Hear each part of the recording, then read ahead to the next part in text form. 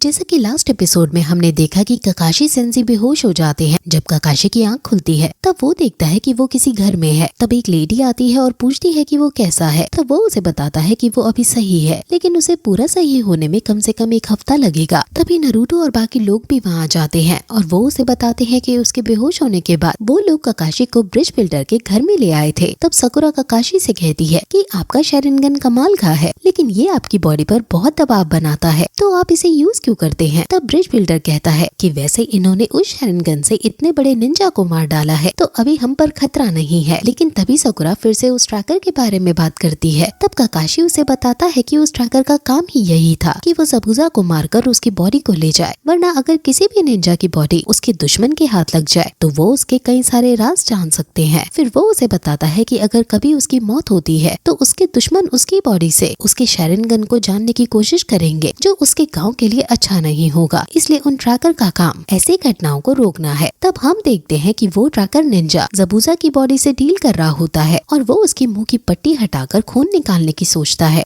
जैसे ही वो एक कटर से वो पानी काटने वाला होता है कि तभी ज़बूज़ा आंख खोलकर उसके हाथ पकड़ लेता है और उसे कहता है कि अब इससे आगे का काम मैं खुद कर लूंगा। तब वो ट्रैकर उसे कहता है कि लगता है तुम्हें पहले ही होश आ गया है। और तब हमें पता चलता है कि असल में वो ट्रैकर निंजा ज़बूज़ा का ही साथी है और उसने ज़बूज़ा को बचाने के लिए ही उस पर अटैक किया था और उसे मारने की जगह बस बेहोश किया था। तब ज़बूज़ा अपने उस साथी से, जिसका नाम हाको होता है, उसे कहता है कि वो बहुत बेशर्म है और उसने उसकी गर्दन पर बहुत तेज वार किया था। जिस पर हाको उसे बताती है कि अगर वो ऐसा नहीं करती तो ककाशी को उन पर विश्वास नहीं होता और तब ज़बूज़ा की जान असली में जा सकती थी। तब ज़बूज़ा वहाँ से उठने की कोशिश करता है तो हाको उसे रोकते हुए कहती है कि अभी तुम्हें सही होने में 1 हफ्ता लगेगा, इसलिए 1 हफ्ते तुम आराम से रहो। और फिर वो उसे आगे से होशियार रहने को कहती है। जिस पर ज़बूज़ा सीरियस होकर कहता है कि अगली बार वो ककाशी के शैरिंगन से भी आगे रहेगा और उसे हराएगा। उसके बाद हम देखते हैं कि ककाशी सेंसी जो सबको ट्रैकर निंजा के बारे में बता रहे थे, तभी उन्हें कुछ अजीब महसूस होता है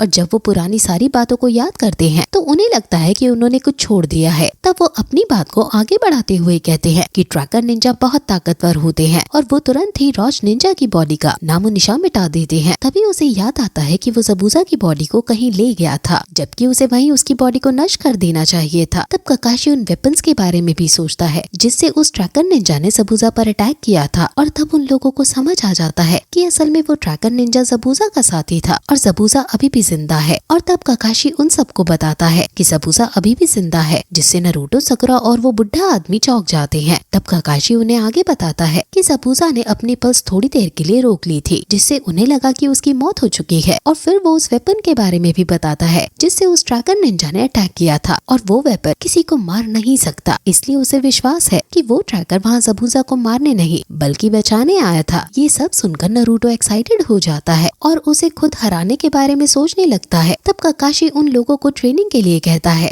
लेकिन साकुरा उसे बीच में रोकते हुए कहती है कि अभी हम थोड़ी सी ट्रेनिंग करके ज़बूज़ा को कैसे हरा पाएंगे। तब ककाशी उसका हौसला बढ़ाते हुए कहता है कि वो पहले ज़बूज़ा को इसलिए हरा पाया क्योंकि उन लोगों ने उसकी मदद की थी और वो लोग अब एक काबिल निंजा हैं और अगर वो टीम में काम करे तो वो उसे हरा सकते हैं। फिर वो नारुतो को प्रेस करते हुए कहते हैं कि वो एक बहुत अच्छा निंजा है, जिस पर नारुतो हंसते हुए कहता है कि अगर आपको हम पर यकीन है तो आगे सब सही होगा। लेकिन तभी पीछे से एक बच्चा वहाँ आकर चिल्लाता है कि कुछ भी सही नहीं होगा। उस लड़के का नाम इनोरी होता है और तब इनोरी उन सबकी तरफ देखकर अपनी माँ से कहता है कि ये लोग नहीं बचेंगे, क्योंकि जब गदाऊ और उसके आदमी वापस आएंगे तो वो सबको मार देंगे। ये सुनकर नारुतो गुस्से में इनोरी से लड़ने लगता है और खुद को हीरो बताकर अपनी बढ़ाई करने लगता है। तब इनोरी मायूस होकर कहता है कि हीरो जैसी कोई चीज नहीं होती और तुम सब लोग फेल हो जाओगे। तब वो आगे कहता है कि अगर वो लोग जिंदा रहना चाहते हैं तो उन्हें वहाँ से चले जाना चाहिए और ऐसा कहकर इनोरी वहाँ से अपने कमरे में चला जाता है। ये सब सुनकर नारुतो को गुस्सा आने लगता है और फिर वो उससे बात करके उसके कमरे तक जाता है। लेकिन जैसे ही नारुतो इनोरी के कमरे के पास पहुँचता है वो देखता है कि इनोरी रो रहा है और अपने पापा को याद कर रहा है। ये देखकर नारुतो को उसके लिए सहानुभूति होने लगती है। उसके बाद हम देखते हैं कि ककाशी सेंसी अब तीनों निंजास को आगे ट्रेनिंग के लिए एक जंगल में ले आता है और उन्हें चक्रास के बारे में बताता है। तब नरूटो उसे टोकते हुए कहते हैं कि मुझे इनके बारे में सब पता है, लेकिन फिर वो चक्रास को सही से भी नहीं बोल पाता और चक्रास को कतरा बोलता है। तब ककाशी सेंसी सकुरा से चक्रास के बारे में बताने को कहती है। सकुरा तब चक्रा के बारे में बताते हुए कहती है कि चक्रा एक तरह की एनर्जी फॉर्म होती है जिसे निंजा अपने जुजुत्सु में यूज करते हैं। ये एनर्जी निंजास की पावर सोर्स होती है और ये दो तरह की होती है, फिजिकल एनर्जी और स्पिरिचुअल एनर्जी। और इन दोनों तरह की एनर्जी के चक्रा को यूज करके ही कोई निंजा सक्सेसफुल जुजुत्सु कर सकता है। और इन एनर्जीज को एक्टिवेट करने के लिए ध्यान और हैंड साइन की जरूरत होती है। ये सुनने के बाद भी नरूटो को कुछ समझ नहीं आता और वो कहता है कि इतना कॉम्प्लिकेटेड करने की कोई जरूरत नहीं है, हमें बस जुजुत्सु सीखना है और फिर ये चक्रा हमें अपने आप आ जाएंगे, क्योंकि वो लोग पहले से ही चक्रा एनर्जी को यूज कर रहे हैं। एक्चुअल में नरूटो जो शैडो क्लोन टेक्निक यूज कर रहा है वो भी एक चक्रा की एनर्जी से ही कर रहा होता है, इसलिए नरूटो ऐसा कहता है। तब ककाशी उन्हें बताता है कि वो लोग अपनी एनर्जी को सही से यूज करने के आसपास भी नहीं है और अभी वो एनर्जी को सिर्फ अंदाजे से ही यूज कर रहे थे। तब वो उन्हें उनकी चक्रा एनर्जी को कंट्रोल और बैलेंस करने को कहता है, क्योंकि अगर वो उस एनर्जी को ही कंट्रोल नहीं कर पाए तो उनका जुजुत्सु बिल्कुल बेकार है और इससे उनकी एनर्जी भी जल्दी खत्म होगी, जिससे कोई भी दुश्मन उन्हें आसानी से मार देगा। तब ककाशी उन्हें उनकी ट्रेनिंग के बारे में बताता है कि उन्हें पेड़ पर चढ़ना है, लेकिन वो भी अपने हाथों का यूज किए बिना। ये सुनकर वो तीनों चौंक जाते हैं और सोचते हैं कि ककाशी सेंसी मजाक कर रहे हैं। तब ककाशी सेंसी अपने चक्रा यूज करके उन्हें पेड़ पर चढ़कर दिखाते हैं और वो पेड़ पर बिल्कुल सीधे चल रहे होते हैं, जैसे वो धरती पर चल रहे हो। तब वो उन्हें बताते हैं कि उन्हें ऐसा करने के लिए अपने चक्रा को अपने पैरों पर फोकस करना होगा, तभी वो ऐसा कर पाएंगे। फिर वो उन्हें बताते हैं कि ये ट्रेनिंग करने से उन्हें अपने चक्रा को कंट्रोल करना आएगा और तभी वो ज़बूज़ा का सामना कर पाएंगे, क्योंकि इस ट्रेनिंग में हमारी एनर्जी को किसी एक पॉइंट पर फोकस करना मुश्किल है और खासकर सारे ध्यान को पैरों के नीचे लगाना सबसे मुश्किल है। ये केवल कोई एडवांस निंजा ही कर पाता है, इसलिए अगर उन्होंने ये कर लिया तो वो ज़बूज़ा से लड़ने के लिए तैयार हो जाएंगे। फिर वो उन तीनों को एक कुनाई वेपन देता है और उनसे कहता है कि वो जहाँ तक बिना हाथों का यूज किए चढ़ सकते हैं उन्हें वहाँ तक निशान लगाना होगा और फिर उसके बाद अपने उस निशान से भी आगे बढ़ना होगा। उसके बाद वो तीनों अपनी अपनी कुनाई उठाकर ट्रेनिंग स्टार्ट करते हैं। सबसे पहले नरूटो अपनी एनर्जी को फोकस करके पेड़ पर चढ़ने की कोशिश करता है, लेकिन वो 2 कदम रखता है और फिसल जाता है और सर के बल गिर जाता है। तब सासुके भी पेड़ पर चढ़ता है और वो काफी ऊपर चढ़ जाता है, लेकिन तभी वो एक पॉइंट पर ज्यादा एनर्जी लगा देता है, जिससे पेड़ के तने पर दरार आ जाती है और फिर वो भी उछलकर नीचे गिर जाता है। तभी हम देखते हैं कि सकुरा पेड़ पर चढ़ चुकी है और एक डाल पर बैठकर कहती है कि ये ट्रेनिंग तो बहुत अच्छी है। ये देखकर ककाशी भी सकुरा की तारीफ करते हैं और नरूटो भी उसकी तारीफ करता है, लेकिन तब सासुके उसकी तरफ देखकर कहता है कि ये बकवास है और इससे सकुरा दुखी हो जाती है। तब ककाशी नरूटो और सासुके को उकसाते हुए कहता है कि लगता है अगली होकागे सकुरा बनेगी और शायद सासुके अपना बदला भी नहीं ले पाएगा। ये सुनकर सकुरा ककाशी पर चिल्लाने लगती है और सोचती है कि सेंसी की ये बात सुनकर सासुके उससे नफरत करेगा। इन सब के बाद नरूटो और सासुके बिना रुके ट्रेनिंग स्टार्ट कर देते हैं। वहीं थोड़ी दूरी से उन्हें इनोरी भी देख रहा होता है और सोचता है कि ये लोग अपना वक्त बर्बाद कर रहे हैं। वहीं दूसरी तरफ हम देखते हैं कि एक जंगल के बीच में बड़े से पेड़ पर एक बेस है जिसमें हाको और ज़बूज़ा है और ज़बूज़ा अभी घायल है, इसलिए वो बेड पर सोया हुआ है। तभी वहाँ गदाऊ अपने चमचों के साथ आ जाता है और ज़बूज़ा को ताने मारने लगता है। ये सुनकर हाको को गुस्सा आ जाता है और वो उठ जाती है, जिसे देखकर गदाऊ के चमचे लड़ने के लिए तैयार हो जाते हैं। तब गदाऊ उन्हें रोकते हुए ज़बूज़ा की तरफ जाता है और ज़बूज़ा से नाटक छोड़कर उठने के लिए कहता है। जैसे ही गदाऊ ज़बूज़ा को छूने वाला होता है कि तभी हाको उसका हाथ पकड़ लेती है और उसके हाथों को बहुत तेज दबाने लगती है, जिससे गदाऊ को दर्द होने लगता है। तब उसके चमचे जैसे ही अपनी तलवार निकालने को होते हैं, तभी हाको उन दोनों से पहले ही तलवार निकाल उनकी गर्दन की तरफ कर देती है। ये देखकर वो दोनों चमचे चौंक जाते हैं और सोचते हैं कि इतनी स्पीड उन्होंने कभी नहीं देखी। तब गदाऊ गुस्से में वहाँ से चला जाता है और जाने से पहले उन्हें उनका काम पूरा करने के लिए एक मौका और देता है। उनके जाने के बाद ज़बूज़ा हाको से कहता है कि तुम्हें इसकी जरूरत नहीं थी। तब हाको कहती है कि उसे पता है कि उन्हें अभी गदाऊ की जरूरत है, इसलिए वो उसे अभी नहीं मार सकती और अगर वो गदाऊ को मार देती तो फिर से उन पर शक हो जाता और कुछ मिस्टीरियस ट्रैकर निंजा फिर से उन दोनों के पीछे पड़ जाते। इसके बाद हम फिर से देखते हैं कि तीनों निंजा अपनी ट्रेनिंग कर रहे हैं और उन्होंने पेड़ पर कई सारे कट मार्क्स लगा दिए हैं। सकुरा तब नरूटो की तरफ देखकर सोचती है कि वो तो गधा है और इस ट्रेनिंग को बिल्कुल भी सीख नहीं पाया और अब वो जल्दी ही हार मान लेगा। लेकिन तभी नरूटो उसके पास आता है और उससे पेड़ पर चढ़ने के लिए सलाह मांगने लगता है और साथ ही वो सकुरा से ये बात सासुके सासुके को बताने के लिए भी मना करता है। ये देखकर ककाशी सेंजी सोचते हैं कि नारुतो धीरे धीरे सीख रहा है और अगर ऐसा ही रहा तो वो बहुत ही जल्दी ताकतवर बन जाएगा, क्योंकि नारुतो की चक्रा शक्ति खुद ककाशी की चक्रा से भी ज्यादा पावरफुल है। और इसी के साथ ये एपिसोड यहीं खत्म हो जाता है।